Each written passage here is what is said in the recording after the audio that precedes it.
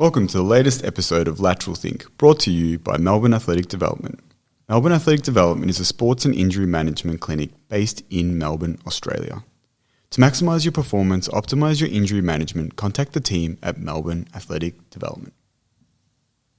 As many of you know, Jack and I have a very diverse understanding across multiple areas of practice, whether they relate to sports performance, say for instance with my background in track coaching, or with Jack and his background in yoga practice.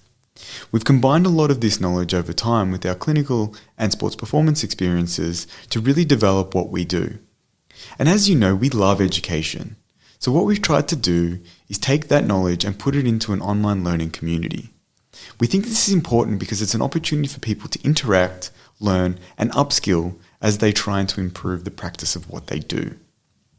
So if this is something that you would be interested in doing, head to melbourneathleticdevelopment.com.au/education and get an understanding of how you can upskill your current practice. Hello and welcome to the latest episode of the Melbourne Athletic Development Podcast. Today we're very lucky to be joined by Dr. Cowin. Jake, can you give us a little bit of a background about who you are and what you currently are working on? Absolutely. Thanks for inviting me on to firstly. So my official title is Sports Performance Officer at the Tasmanian Institute of Sport. I've held that for the last 4 years. It's an intentionally vague title. Basically, I provide strength and conditioning support, sports science support, and biomechanics support for the institute. And working with a variety. Is that a budget problem, or is that you actually like working across all of those areas? No, well, it just so happened actually that basically a 0.5 role opened up in strength conditioning and a 0.5 opened up in sports science. So rather than advertising for 2.5s, they combined it together. And then I've kind of been the Jake of all trades since then. So work across a variety of sports, which is really nice. And then just in the downtime, I'm also a PhD candidate at University of Tasmania. So just submitted my thesis. Very good. Early this month or early last month. So just waiting feedback on that, and Can you tell us a little bit about what the PhD was primarily focused on? Yeah, so it was titled around the theoretical and practical application of movement variability within sporting tasks. So basically taking a concept well known in the motor control space of movement variability and trying to apply that across into sports and injury performance realms. All right. To be annoying, what is motor control? It's one of the big things that we get very frustrated with is that it gets used as a catch-all, very vague term, especially by some idiot physios that we know. They seem to think that it means a particular thing, but given someone who's just done their PhD on this, can you give us how you view the idea of motor control? Yeah, I think it's basically it's trying to explain how we move and why we move the way we do. To put it simply, obviously there's a lot of brilliant minds in that space trying to exactly work out the exact brain processes that are happening, the exact the way that our movement is organized based on the information we receive from the space, from the environment. But yeah, it's kind of become this sort of term that kind of catches ecological dynamics, the psychology of movement, basically integrating all of those different elements. So I think it's an intentionally vague construct for that reason. Yeah, on that, like, I know it's something that we speak about a lot in some of the coursework that we've put together. Some of the ideas we discuss, like I always go back to that paper. It's by, what's his name? Paul. The one from, is it VU? Are you talking about Alessandro? No, not Alessandro. Anyway, I've gone back. But essentially, the idea is, I think the thing that's interesting about this space is there seems to be a lot of people, as you said, who like to get into the theoretical. It's almost like they're in the ether and they're trying to like pull in all of these weird things. And I don't know that that's always helpful. I feel like sometimes it's a little bit of like intellectual masturbation that goes on where they're talking about these theoretical constructs on top of theoretical constructs. And what I would like, because some of the research that you've done is actually very interesting, how have you been able to boil that down to what you do in a practical setting? Because the cool thing about what you're doing is you're doing research, but you actually work in a practical setting. You're working with the Institute of Sport. Yeah, I mean, I think that definitely grounds you. Like it's obviously very nice to work in the theoretical space, but what does it actually mean? And I think that's probably the biggest thing. I mean, I work with a variety of different sports here, and you know, you can present all this research to coaches, but the number one thing they'll ask is, well, all right, what does that mean, or how are we going to use that? So, um, I think I've very much had a lot of the coaches I've worked with in the back of my mind whilst writing my thesis and designing my studies, Mm. um, for that pure reason that how do we take it back to their environments and implement it? And again, I think the theoretical space is probably a lot easier to work in some regards. That Mm. You don't we have can to build answer all to these. anyone. No, exactly. That's Well, the we can build all these constructs and ideas, and they can make a lot of sense on paper, and trying to connect those dots there. But then when you take it into settings, and it's never. I mean, it's. I think the um, a prevalent thought throughout this when we were trying to design. We went through multiple iterations of the framework we proposed, and I think it all boils down to that. You're never going to have a framework or a model that fits everything. Mm. Um, you know, Can you describe a little bit of the framework that you put together? yeah. So essentially, we did a scoping review on movement variability within sport, just as a term, and we were exploring how that term is used, how well it's defined, and the different uses of it. So Um, I had this grandiose idea of trying to link movement variability with injury risk and stuff early in my thesis. And then as I was kind of reading through the literature, it kind of became very clear that people are talking about different things despite using the Yeah. same terms. So what we tried to do was try and develop what we call a nomological framework. So basically trying to tidy up the language and tidy up the terminology used to make it clear what we're talking about and make it very specific of what is being looked at and when. So we proposed and movement variabilities, runs into a lot of issues there in that it is this theoretical construct, but it was also being used as an operational measure. So this thing that is directly measurable, and this thing that exists in the ether that we can't quite see, we can't quite understand. We has lots of different elements to it. So there's obviously a big gap between those two that we try to fill with some subdimensions, we call them, or some types of movement variability. So we proposed that movement variability in sport exists in basically three levels or three types. We've got outcome movement variability, which is basically if we talk about a basketball shot, for example, ball goes in the hoop or it doesn't. So you score or you don't. We've then got the strategy, which is the type of shot that you might select in a basketball shot. So is that a fadeaway? Is it a finger roll? Is it a layup? Is it a floater? All the different types of movements that you could use to achieve that outcome. And then there's execution. So within each of those types, what does your wrist angle look like? What does your elbow angle look like across multiple repetitions? How much force are you pushing through the ground? So it provides that basically three different lenses to look at to try and understand exactly how movement is different between repetitions. Yeah, we really I really love that when I know that Sophia was explaining about this paper that you guys worked on and your work specifically, because to me it very much met with some of the ideas around the pillars for sports performance, understanding that there's a technical, tactical, physical and psychological, and to me, those strategies to me suggest similar to the tactical aspect, and then the execution's like technical. So it made a lot of sense, I think, on a lot of levels to do it and break it down in that way. I think it gives people working in the coaching space, people working in even what we do more of, which is obviously the injury management side of things, an opportunity to look at why are we actually getting the outcome that we're getting in terms of their movement performance. Like if it's varying at the back end, is that because we've actually selected the wrong strategy to get the outcome that we wanted? Is it because they actually don't have an idea of what the execution is supposed to be? Or is it a combination of all of those things?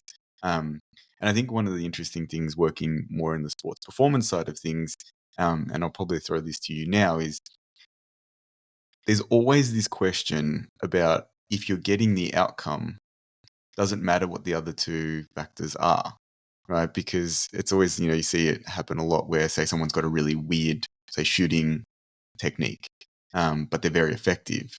and the strategy that they use is maybe different to everybody else. What's your sort of position at the moment? Are you finding that there is that? Because I think it's something in coaching that people get caught up on. It's like, well, it doesn't look right, so we need to change it. And I always get reminded of this in a more popular sense of something like Moneyball, of like, the strategy didn't make sense to anyone, but they were like, okay, these are the KPIs that are really important. Is that something that you found that is weighting on the different tiers that you used to get the outcome? And even is the outcome even the important part for, long-term success in movement capability? Yeah, I think I'll try and answer this in two parts, I guess. The first being that movement variability's changed over the years. It used to very much be a negative term, and people would associate that with an error that needed to be fixed in movement. So a lot of coaches I've worked with have still held that sort of technical model that movement variability is something that should be avoided and needs to be eradicated, and we need this perfect replicable execution, and that's what's going to get us a perfect replicable outcome. But what we find from the research is that's not the case. They're not necessarily related whatsoever. You can have really variable outcomes with a consistent execution, or you can have really variable execution and a consistent outcome. So what we find with expert performers is that particularly even in closed environments, but particularly in open environments, we find that you can actually maintain a better consistency in outcome with more variable strategy and execution. And I think that's counterintuitive for a lot of people when they realize that on the surface. Like, I think that was obviously first shown in some of Bernstein's work, like with those, I don't even know what they're called, but that mapping they did where they showed like someone hitting something, I think it was with a hammer, and it showed like they followed actually quite different paths at different times, but they always were able to then still hit the same point. And as you said, experts are able to achieve the outcome even in very open environments. And for those people listening who don't really know what we mean by that is, like it might be variable weather conditions or different, surfaces, or, against different opponents, or different plays that occur in, say, a field sport where, you can't really pick what your opponent's going to do, but you're still able to actually achieve whatever task you're trying to carry out. So that, I think, is always a bit counterintuitive, because people say like, well, how did they get there with so much variability? And maybe you can explain how they do actually get there. Yeah, well, I think it's, no two movements are ever going to be exactly the same. The analogy I always try to use is that if you imagine if we try and sign, like we write our signature, no two of our signatures are going to exactly be the same. There's always going to be little differences. There's similar features, and you can tell that it's your signature across both of them, but you're never going to be perfectly able to replicate it exactly how you did previously. The same thing happens in sport. Movements have their own signatures, and as we do multiple iterations of a movement, we get the fatigue or the information from the previous movement. So therefore, each of those trials become dependent on what we did before and the environment and how it's changing. So we constantly end up sort of iterating our movement. And again, it's how you use that information to then provide the best possible solution for that environment. And again, you see the expert performers are able to do that quite well. Guys like Steph Curry in the NBA can make a shot from seemingly anywhere in seemingly very amounts of sort of defensive pressure, and falling away to the left, to the right, to the fadeaway. So having all of these different options and executions and the ability to change depending on who you're matched up with is a really valuable tool. But again, it's how do you bring it back to what's the key criterion for your sport and the key thing you need. A good example is within golf. What they found is they used to very, very heavily coach the backswing and what was happening around the back of the movement. But when they actually look at expert golfers, it doesn't matter really what they do around the back end. It's what happens with the club head at impact with the ball. So as long as you end up at that point with maximal speed, maximal impact, it doesn't necessarily matter what happens around the back of the movement. And better golfers are actually more variable around the back of the movement, as long as it still comes back to that sort of central point. It's something I think about people underestimate or don't realize the ingenuity of the human system, like the ability to create quite large variability in the strategy or the execution in order to get a similar outcome. And I think that not understanding that principle leads to some issues, at least I've seen before, with regards to developing, say, a new skill, or this idea of motor control, of trying to oversimplify and repeat a very similar reduced movement, thinking that that's going to then, well, two things. One, transfer effectively to a particular task by doing it in a constrained environment. But two, as you're highlighting here, assuming that you want consistency in the execution to achieve the same outcome, which is actually contradictory to what we understand. Yeah, I think, again, back to sort of, I guess, your earlier point as well, is like I work with a lot of Paralympic sports. And again, when we think about trying to figure out, their movement, it doesn't quite fit, obviously, within a technical model of what we would expect due to physical limitations. But again, it's trying to give them the most amount of solutions that they can utilize with what they've got. So, it's that classic sort of, we're trying to maximize what they do and make them really good at it. You can make an athlete a really good swimmer, despite the fact that they don't fit a very technical model Oh, we just of their lost you thing. there for a Oh, moment, Jake. sorry. I was just saying you can make an athlete a very good swimmer without necessarily, having all of the physical tools to be a really good swimmer. So it's just a case of what work do they need to actually equate to that, and again, what can they actually do, and how do you maximize their potential? Well, on that, you said how do you maximize the potential? What strategies are you finding effective both in your practical work and professional work, and also from the research point of view? How are you attacking this? Because obviously there's probably, off the top of my head, there's probably more ways, but there's two ways. You can either start with that technical model and then slowly branch out once you feel they've got a level of competence, or you can start with a lot of variability and then refine that down to a much smaller bandwidth of variability. Is there any evidence that one of the strategies is more effective than the other? Yeah, I think what we see with, particularly we think about like let's say youth development sport and stuff as well.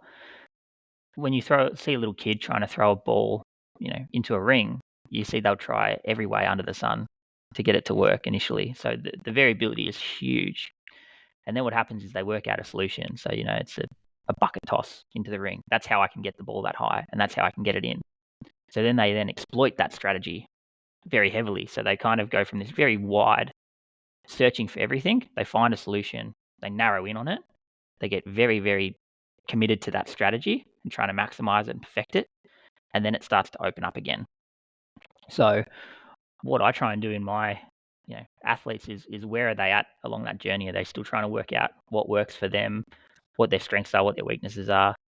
I'm a big advocate of sort of sharpening the sword or making what they're good at really good, and then also trying to give them capacities to keep expanding that. So particularly in my role, a lot of the athletes we work with is in that development to elite space.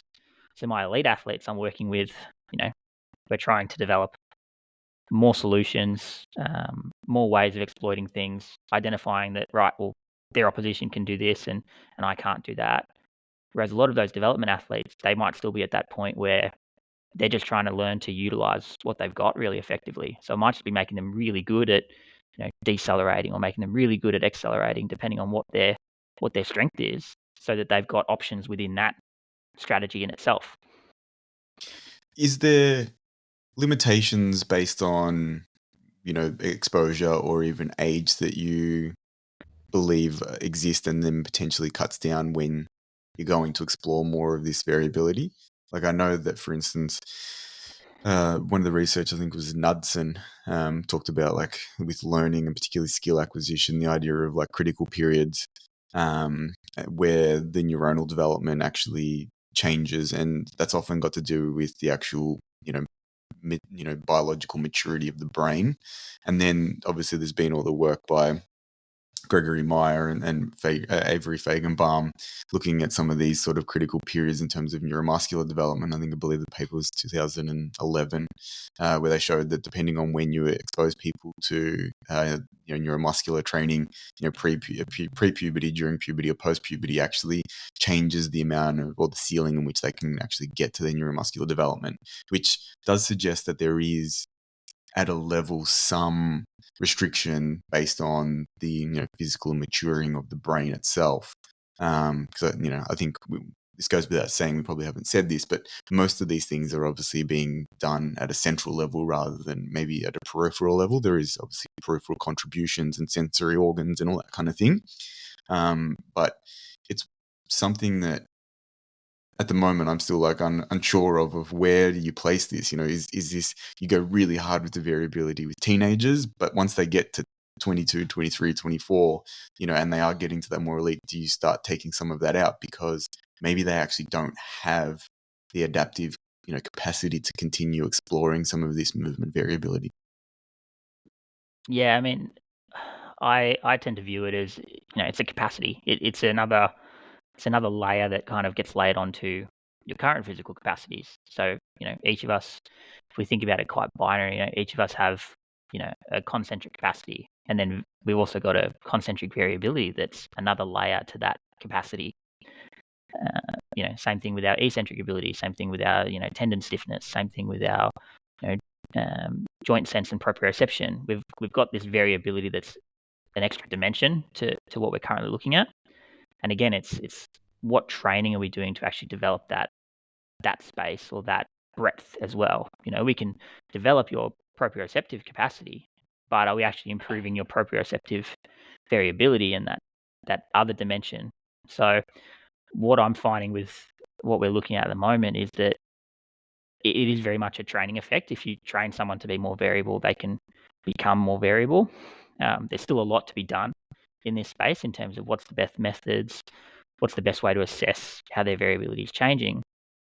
But from an anecdotal sense, what we're seeing is that as we start to introduce that, and athletes that have a really high proficiency in certain skills, for example, netball athletes and landing and deceleration, all of their deceleration capacities and landing capacities are highly variable. And that's a protective mechanism in itself, that they can handle massive amounts of landing and deceleration loads because they can spread that impact and that load without stressing the same tissues in the same way. We're obviously talking about this in a very positive light. Are there downsides to introducing variability training? Well, yeah, I think there's definitely an idea of, right, well, let's throw the kitchen sink at you. And, I mean, I guess you guys have talked about it before in terms of, I'm certainly not advocating for people to jump on, Swiss balls and try and juggle and, Yeah. do single leg pistol squats while you're up there, like it's, I think there's definitely a lot to be done in that space of how we actually advocate for it. But again, I'll point to someone like Tyler Yibe and Sean Mishka who have done a little bit in this space around that they developed the concept of like a movement key. So, when you're prescribing your different exercises can have different amounts of movement variability within them. So you might intentionally coach a movement that is a body weight squat with a really high variability. So you might change things up repetition to repetition in terms of their foot stance, in terms of their their arm position, or in terms of their the amount of external rotation they've got. You're sort of creating differences repetition to repetition. Whereas things like like a 1RM trap bar deadlift, you're probably not going to want a lot of variability in that because again, you're focused on making sure it's a nice strong position. And as that task difficulty scales up, you're also trying to make sure that variability, you're ticking the big rocks.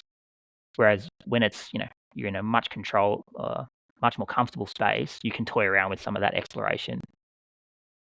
Yeah, go, Jack. I was going to ask, the way you're describing this, one of the couple of things that stand out to me is when you're prescribing getting someone to do a task, and let's say it's a sport-specific task, it's really important to actually give them that freedom or autonomy to actually explore completing that task in different ways. And, you can obviously change that by changing, say, the environment, say like the size of the basketball court, if it's for basketball, or maybe altering the rules slightly, but not necessarily constraining specifically how they complete the particular task, because you want to give them that ability to develop different avenues, different pathways to achieve the outcome that they need, i.e., shoot a hoop, for instance. And the other thing, though, too, and I'm interested to hear your thoughts on both of these, is When we think about developing more individual biomotor ability, so let's say in a gym setting, you're getting someone to do a squat or you're teaching them how to do a snatch. One of the things that I often ask myself is when we're teaching someone a new task like that, it may not necessarily be specific to their sport. You might be getting someone to do a snatch who's a basketball player to work on building up, say, overhead stability. When that person's learning that task, do you actually want to give them some flexibility to explore how they complete the movement? Or do you want to really create significant constraints early on to make sure that they complete it in a way that you think is most efficient? Yeah, I mean, the classic explanation is you constrain to afford. So instead of thinking about constraints as sort of limiting movement, think about them as being tools to kind of steer people to solutions that they might not necessarily have explored previously.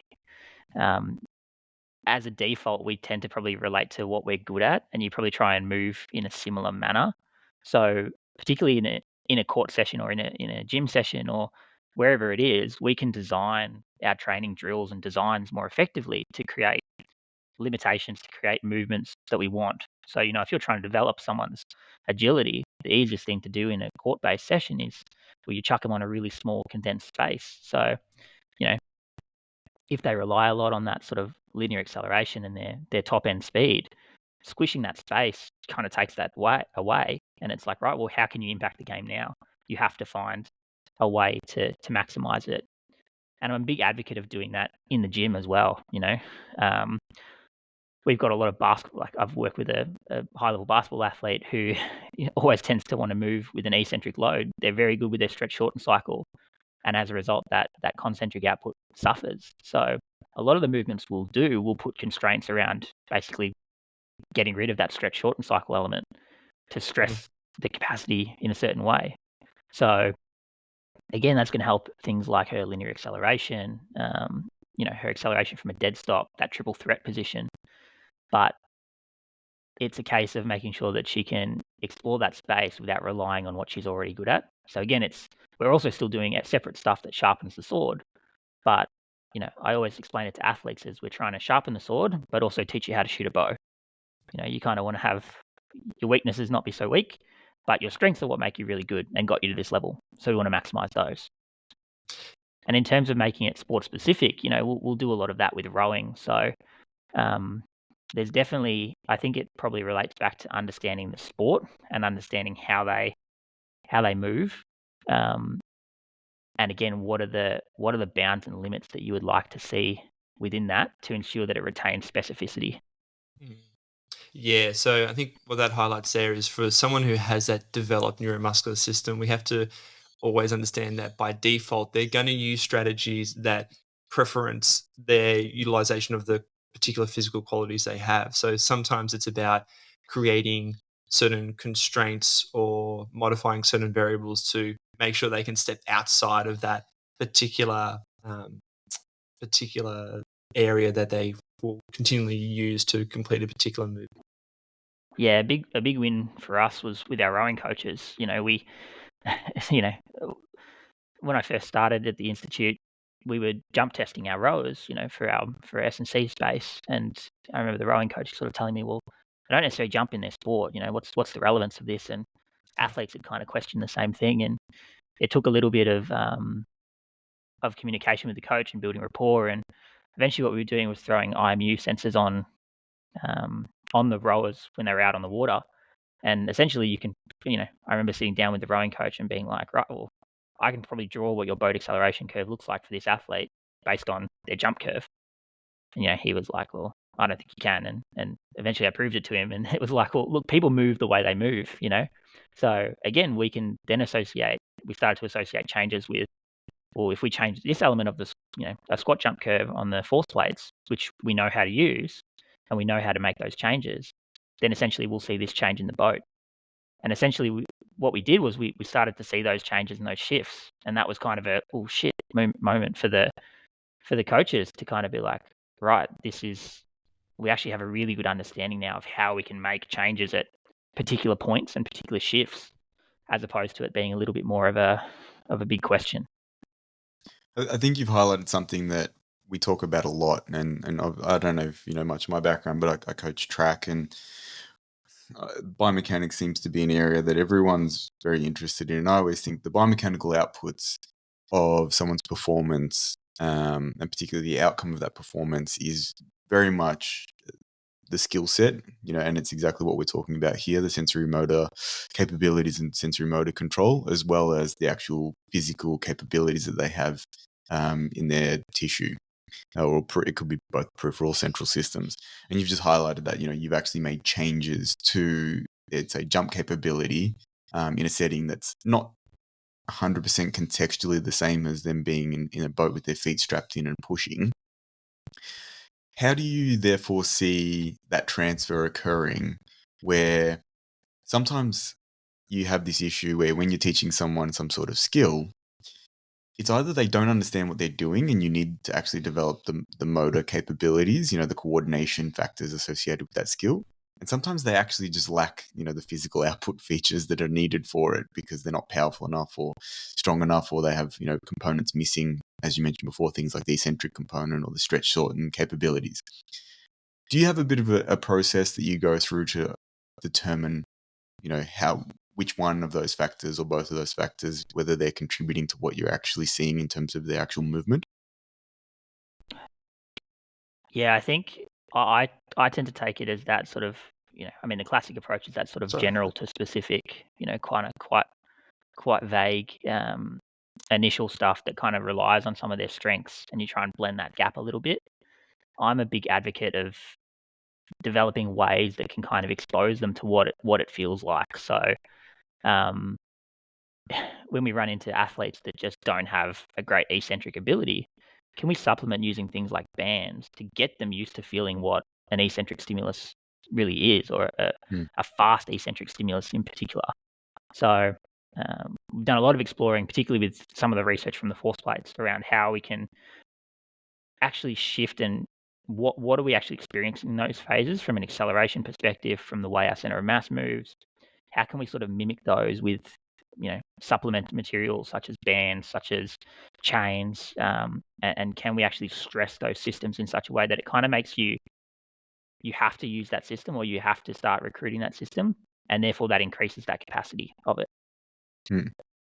On the more skill side of things, something I've been having conversations, particularly with one of our performance staff, he's also a track athlete as well, is for athletes that do get to a point in their career where their physical capacities are actually, sometimes you actually look at them and you go, well, you don't actually need to keep working on these physical capacities. Doing so may actually end up being a waste of time. The transfer at that level is not going to be. And I'll give a silly example, but say if someone is squatting well over, say, 3 times their body weight, you going to 3.2 is a complete waste of your time and effort, and probably starting to risk injury and all that kind of stuff.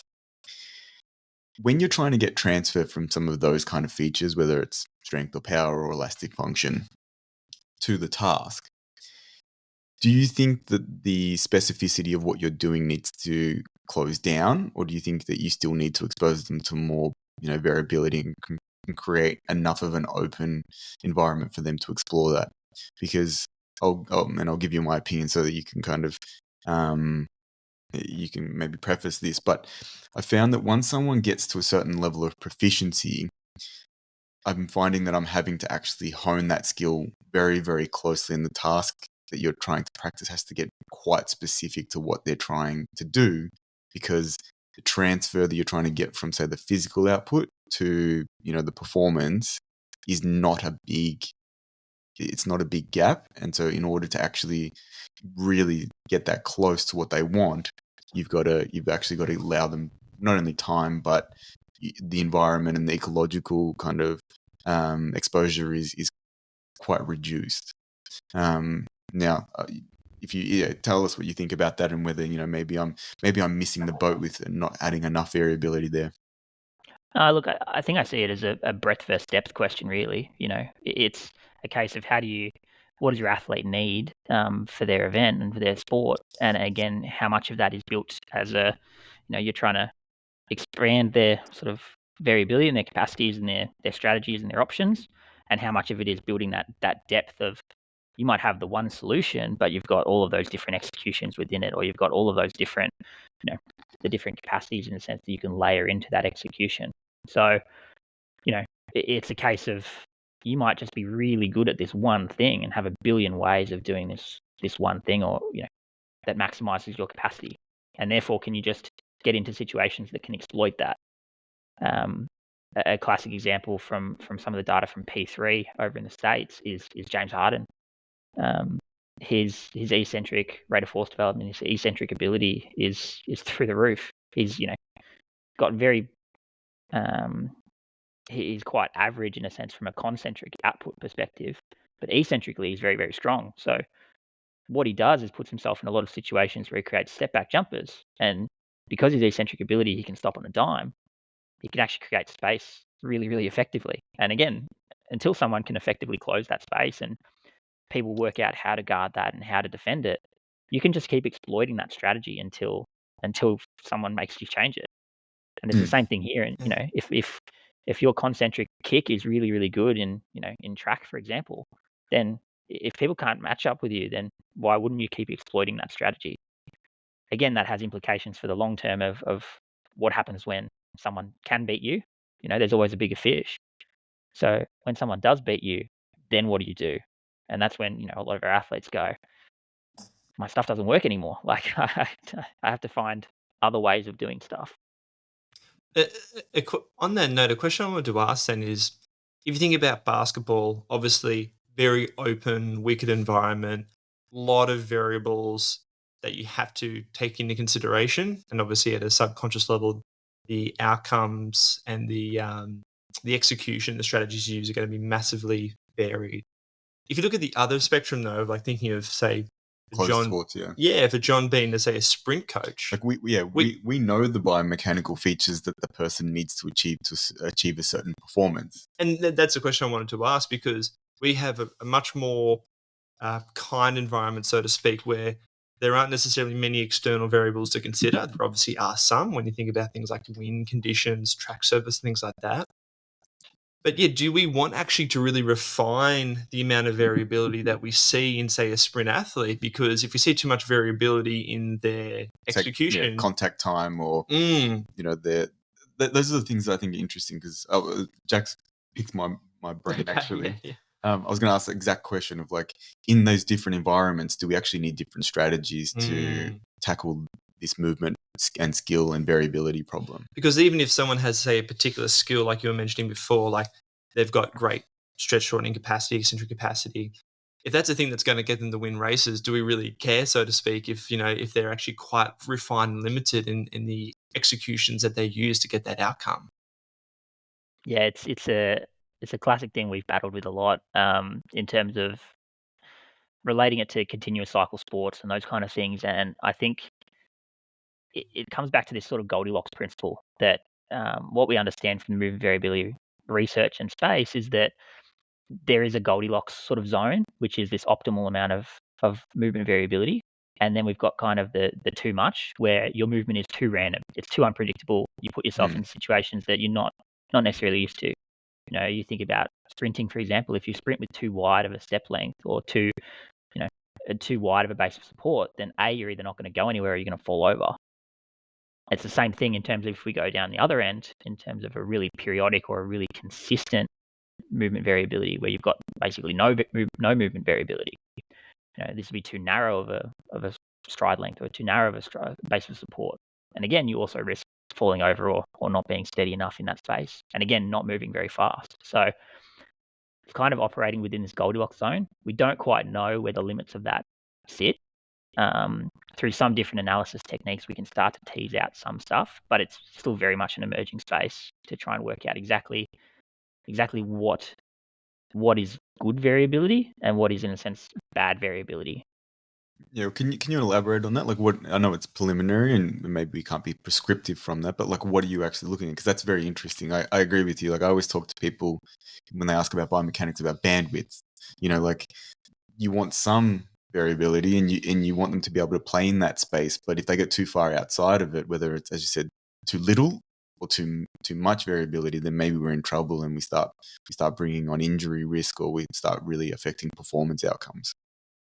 Yeah, I think it initially started probably with some diving results actually as well, from springboard divers, and what they found was that increased movement variability in there actually helped with their self-efficacy. So they could actually use that for, particularly in competitions, as that sort of intrinsic learning and that intrinsic adjustment and dependency of rep to rep. So when they knew what they'd previously done, they kind of could know how to give themselves feedback in a sense of what I need to do more of this next time.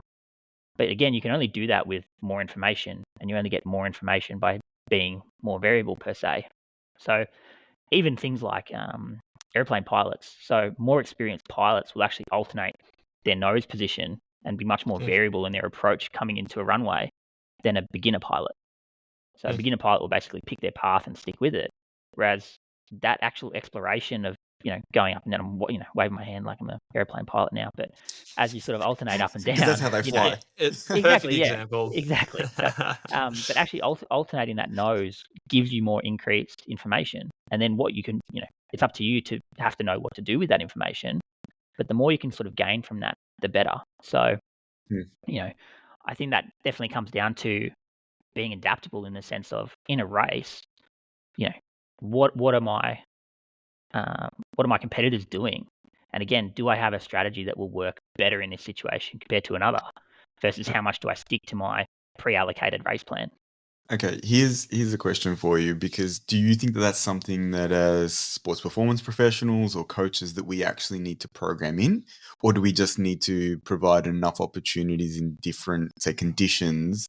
Because it's one of the big bugbears that I have, and I'm sure I'm sure you probably do get exposed to some of the sprinters down there in Tassie. Um, and some people are sooks. They won't run if it's a headwind. They won't run if it's raining. They won't do anything. They won't even train. Right? They'll go, "Oh, I'm going to go in the gym," and you go, "Well, you've actually lost a variability opportunity here, right?" And some of it is psychological, right? In the sense that some people get into this mindset that they don't want to feel, say, limitations in their performance or whatever it is, and then there are negative, I think, previous sort of held psychological coaching things of like, you need to do it because it makes you tough, which I think is a crock of shit. I think the biggest thing that you need to get out of it is being able to perform and execute in different environments actually provides, as you said, like more movement variability or opportunities and options for you if you are exposed to that, in your competition environment. So do you think that we need to specifically program those kind of things in? Like, even if, say, you were in a place where the weather, you're in Perth and the weather's sunny and warm every single day of the year, basically, and, you always run with a tailwind, or do you actually, or do you need to actually go seeking out opportunities, specifically in your training? Say, like, no, today we're actually going to do this in this weather because of, the opportunity that provides us for this movement variability.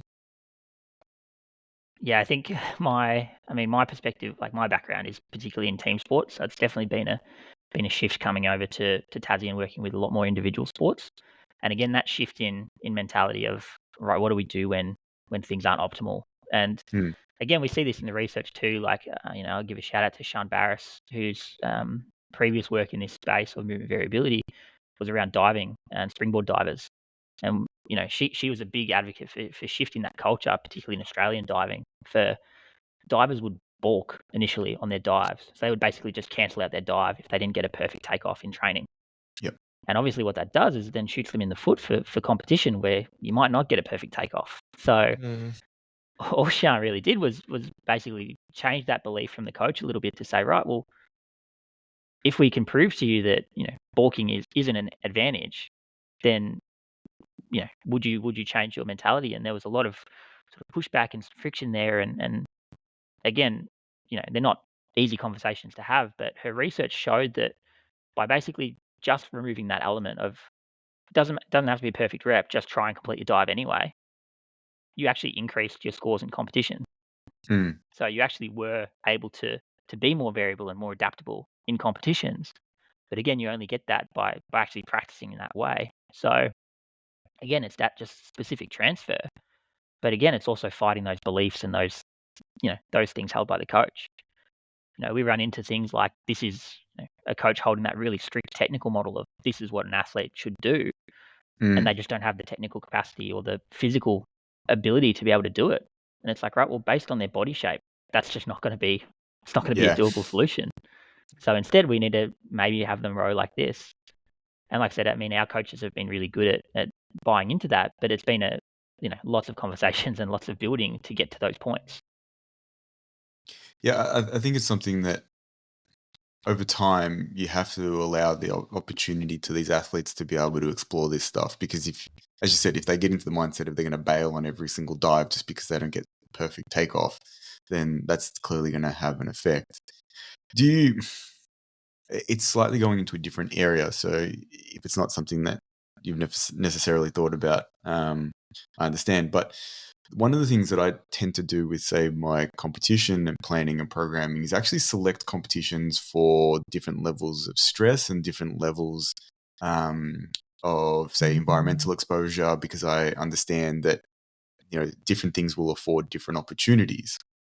Is that something that you think about in terms of, the skill acquisition side of things and the movement variability of saying, we're going to do a practice match where we play against this team because they've all got this kind of characteristic or they play this certain style? Like, is that something that you've been exploring at all? Because I know that I do that from a competition settings. Like, I want them to run at this venue with this sort of, I know it's going to be a tailwind, or I know the weather's going to be really hot, or it's going to be cold, or it's going to be this, because I need some exposure to that in a much more contextual, specificity for them from a competition setting, even though I know that the ultimate performance may not be perfect. It's part of their preparation for their more important competitions. Yeah, absolutely. I'm a big advocate of that. And like I said, for me, it's putting people into situations where they've got to deal with constraints to then afford new behaviors. So I'll even do it from things like pairing different athletes up in the gym, to have them work together or have them work against each other for different things. When it comes to court training sessions with my netball athletes, for example, it might just be steering this athlete to pair up with this person because I know this athlete's got a lot of lateral strength and this one doesn't. So, again, they're going to have to then deal with, how do I deal with someone that can get around me on the lateral movement, and then how do I have to try and figure out how to solve that? And it's sometimes tricky as a coach to sort of sit there and not say anything and let them figure it out. I think that's probably the trickiest thing I've had to learn to, to instead of jumping in and trying to correct and be like, oh, well, you should position yourself here, and if you sit on this person's hip here, this will create this, or if you just did this like this, you could create this. But yeah, I'm very conscious of just letting it sit back and play out, and then again having more of those debrief situations and conversations with an athlete around, right, well, what worked, what didn't work, why do you think that worked, how do we explore things differently in that sense, and again just giving them that freedom to try different things. How is that being received from, say, the field sport athletes? Because I think that is the next area of, say, how sports science actually does impact, is, cueing people in the area of how they move, as well as, the actual skill set that they're actually carrying out. Is that being absorbed in a positive manner by the athletes, going, oh, actually, I really understand what you're trying to get me to do here, whether it's a constraint sort of model or not, but they actually see that your role is trying to give them better opportunities to get the outcome that they want? Yeah, I think, again, it depends on how you preface it as well. Again, I have plenty of conversations with the athletes around, this is why what we're trying to achieve, or you're probably not going to enjoy this situation because it's not the way that you like to move, but this is why we're putting you into it. So I'm very transparent with that, and I always tell my athletes, I've got a imaginary bullshit button they can press at any point to say, why am I doing this? I don't like it, and I'll always be able to justify why they're doing what they're doing. But yeah, How does that work in the grander context of the coaching environment? Like, is the head coach going like, Jake, piss off, like you're getting in the way? Or are they like, no, that makes sense. Like, actually, I need you to teach them how to get to that position because it's really annoying me they can't actually have an effect on the play or whatever it is. Oh, look, it's working with them. Again, most of the information around, what we see from a physical cap, just because they have it doesn't necessarily mean they use it. And just because they use it doesn't necessarily, they've got to have it to use it, but it's just because they have it doesn't necessarily mean they use it. So we can develop a capability in the gym, but it might not necessarily transfer to the court for whatever reason. So a lot of it has to be working quite closely in with the coach and trying to establish, what are you seeing and what do you think this person needs? And then trying to design with the coach what drills and what factors we could put in to change things. And usually it's just tweaking what they've got to say, right, well, maybe we just pair these two up instead, or, maybe we just put, we use half the court through here because then that'll stress this ability. So instead of it being like a wholesale trying to come in and, again, that's not our expertise, not our domain. It's viewing things from multiple different lenses to try and get the best outcome for your athletes. Do you get the opportunity to actually be in the more, like training type sessions where they're on the court or whatever it is? Or are you having to sort of review that separately? Because, working a little bit in the institute system, unfortunately, the resources are not unlimited where, every sport has, a dedicated person. One of the frustrations that I've had, and I've actually, probably annoys people, but I say, like, you can't be involved unless you can come to every single training session. And they're like, oh, that's bullshit. And I'm like, well, not my problem. Like, I understand it's not something that you want, but, you can't influence the gym if you can't be on the track because they're not separate. How does that work for you at the moment? Oh, look, I mean, I'm very blessed to be working with like the netball program here. So again, there's a court element of that, which is factored in. So again, I attend a court session with these athletes, quite frequently. But again, it's also trying to get that sources of information from all around too. And again, it's I think once you sort of show that you can have an impact in this space, then it kind of opens you up for sort of that consultancy role, almost in a sense of, right, well, this is what I want to achieve. How do you think we might go about it? And again, it's usually just tweaking designs or running your eyes over a design to kind of add that layer of context of, right, well, again, knowing the athletes from a physical capability, it's like, right, well, I think this person could exploit this person here, and again, coaches will probably understand that in a sense as well. They might not necessarily be able to put the nuance around it of, oh, this is why this person can do this better than this, or this is why this person performs better in the wet than this person. But it starts to sort of have those conversations of putting that context in and putting those layers into their program to try and create that individual specificity, which is often hard to do in like a big team environment. Yeah. There's two areas I think we need to touch on, and we probably should ask about the injury one first. What do you see the role of movement variability and skill acquisition in injury? You obviously mentioned as part of your PhD, you sort of wanted to go down that path, but it didn't end up sort of developing exactly how you thought. What do you currently see as that involvement? Yeah, I think it's definitely a future direction, and it's something we're definitely continue to be interested in. Again, we just kind of needed to tidy up some of the language and stuff around the terms first, so we knew what we were talking about. But I think the prospective injury, I mean, the classic being sort of predictive injury risk, but also sort of why those injuries are happening. This just provides another layer of context. So again, there's good theoretical designs of how stress and injury risk actually relate to each other. So do you have movement variability and injury risk relate to each other. So if you've got, it's that classic Goldilocks theory of, if you have too little movement variability, then what you're doing is you're stressing the same tissues in the same way in the repeated manner of repeated repetitions. So if we think about it from the context of running, you're loading the same tissue the same way every single step, then what you're going to end up doing is more of your overuse style injuries. You're going to stress the tissue. It's got only a certain capacity that it can handle before it has to start before it starts breaking Degrading. down. Yeah. Then on the flip side, we've also got our acute situation. So if we try something that we haven't prepared for, that we've got too much movement variability, you'll start doing stuff that you've never done before, that you've got no business doing in a sense. And this is what we tend to see. When people get fatigued, they start searching for a solution. So the classic is, we think about landing when they're absolutely cooked. From a landing perspective, you start to see more of that trunk flexion. You start to see more of that dynamic knee valgus. You start to see more of these factors that are just designed to try and reduce that force. But it's like what we call a negative biomechanical response in a sense. And again, that opens up the door for an acute injury situation. Is that well validated in the research? Sometimes when I've looked for that theoretical link, and I think the same way, but it doesn't seem to actually play out exactly like that. And I think there's some more complicated mechanisms for the development of either acute or overuse injuries. So is that actually supported, or is it still a developing space? It is definitely still a developing space, particularly from the overuse perspective is quite well established. The acute injury risk is a lot more emerging per se. Why do you think that is? I think it's just hard. I mean, again, we didn't necessarily know what we were talking about, for a long period of time in sport. So, to then do big prospective studies, you also need to then rely on people getting injured, and we know a lot around trying to reduce the amount of injuries people are getting too. So, and again, we know that injuries are multifactorial too. So, I don't think we're ever going to see a clear, this is the reason that this person got injured, and I don't think that's ever the case. But I think it's a case of it's another layer to consider in their movement.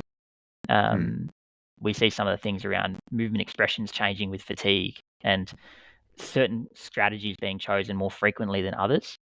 And again, we can see that with some of the NBA injury cases as well. So certain movement strategies will be chosen over others. And then we end up in a situation where you can't access that strategy and an injury happens. So again, there's some good sort of anecdotal or sort of empirical video kind analysis of stuff yeah. sort of happening in that space. And again, it kind of relates back to that sort of injury risk that we see from a lack of rehab as well, or the lack of sort of specific rehab, particularly in end stage. We see that despite passing all of the tests, ACL limbs can still show asymmetries left and right between from a movement variability structure perspective. So, and that makes it tricky in a sense as well, that movement variability is not something we can visibly see all the time either. Starting to understand the patterns, the underlying dynamics of what our data is probably telling us is a whole new emerging space in the sports space. On that note, I was going to ask, are there any ways that we can clinically measure movement variability? Yeah, so when we measure movement variability, we're talking about two different sort of ways of looking at movement variability too. So we can look at the magnitude of movement variability, which is basically like the amount of variability we would have. So across 5 repetitions, how much variability is there across those 5? So this would be your classic linear measures. So like your standard deviation, your coefficient of variation, your how similar and how different are those across each repetition. Then, which is the emerging space in sport, is this concept of nonlinear analysis, which, without getting too much into it, it's looking at similarities of patterns and the structure of the data per se, or the structure of the variability. So do the first 10 points of data in your movement line up with the next 10 points of data? How well can you predict what happens next based on what you currently know from each repetition? How well do repetitions 1, 2, and 3 dictate what happens in 4 and 5? And how much of that is shared, and how much of that is unique sort of exploration of the space? One of the things I wanted to ask you, and I'm changing topics, so if you want to answer anything just on that, because that was actually very interesting. I think there's something very special kind of happening in that space where we'll start to get a good understanding of that data. But I think it actually overlaps with an area of sports performance that I think, I don't want to get you in trouble with your colleagues, but I've been seeing the appointment of both skill acquisition and biomechanics, professionals in, say, the institutes. Do you think that they are related? And if they are, should one person actually have the skill set to be able to do both? Or are they very different roles? And do you think it's justified to have two different people doing them? Well, it's a tricky one. I think for me, it comes down to, we're probably moving away from being really niche specialists in an area. I think you kind of, as an institute, as a system, we've tried to pride ourselves on flexibility and adaptability. So there's a lot more, widespread. I guess I'm probably a good case study of that. Generalist, yeah. I'm I am a generalist, and I think we try to sort of, I think we kind of develop people as a generalist, and then have specificity in different niches per se. So um, again, it's hard to find someone that fits exactly that shape. But again, I think the other element is the beauty of the institute system is that we're all on the same team in that sense, that we're all Team Australia. So the biggest thing that was a shock for me coming from pro sport, where it was, well, no, this is our data and it's embargoed, and our research we don't share with anyone. And now I come to the institute system and it's just like, oh yeah, just call this person up around what they're doing with their pole vaulters, and you can have all these conversations around yep, and they'll just share their data and kind of have that conversation around, yep, this is exactly what I've done, here's my approach with it. So it's quite a different perspective that I think you can probably develop your skill set quite quickly.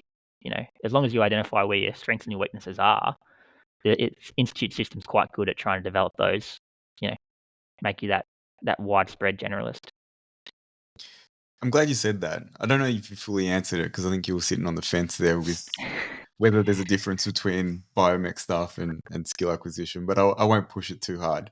I agree with you. I think that, there probably should be some significant overlap. I don't know if, not that it has anything to do with me, but I don't know if I'm a fan of them hiring two separate people to do something that I think is so related, and there are opportunities for people maybe to expand on some of their skill sets within that space quite closely, and be able to create good change for people. Yeah, I won't cause a rift in the hiring network. I was actually just going to say too, I think one of the things that's valuable, like talking to someone like you, is you come from the perspective of being obviously both a researcher but also a coach working in the field, because I think we're in that sort of world of hyper specialization. I think particularly you see a lot of researchers who all they do is research, and so they have great depth of knowledge in that one particular field, but they don't have necessarily a good understanding of how it transfers or fits in with the bigger picture. Yeah, I mean, the classic example is like, well, when you're a hammer, everything looks like a nail. So I think it's having the right tool set for the job, and knowing where to go. So, like I said, I think, again, we're in a pretty good environment that you might be employed in across multiple roles, or across multiple things that you might approach from one hat, but you also know where to look at from a different perspective. And I think we're, particularly with things like technical committees and that the Australian Sports Commission are rolling out, they're very big on trying to develop lots of different viewpoints for sort of big picture issues. So you kind of are getting that multi-lens approach that you go, oh shit, actually I hadn't considered this way, or this is the way that a sports psych is dealing with it, or this is the way that this is approached. So I think that's a really valuable tool in itself that, again, as much as we're a unit of one, or it's one person employed in this role, you've probably got about a support network of 50 to 100 odd from all different viewpoints that are more than happy to tap in and again, provide you some little critical steering here and there of what's actually, what they might be seeing that's different. We've ticked over an hour, so we probably won't hold you much longer. But a question that we always ask people is, is there something that you are exploring? And usually it's probably something outside of, your current research that's taking your interest, and sort of is asking you to sort of explore some, new ideas in your, general life. It can be professional, but it may be actually even something outside of that. Yeah. I mean, for me, I think it's more me getting back into some physical activity. So I've had a few health issues over the years. So for me, it's coming back to that role of being the learner and having lots of movement variability. So I'm getting back into skateboarding after a long Fantastic. layoff. Yeah. A long layoff. And coming back to a sport from 5-6 years out of doing it at like a relatively high level, it's a very interesting experience to kind of tap into some of that motor memory, or this doesn't feel like it used to. And has your learning and research actually influenced the way that you're approaching, or are you just having fun and playing?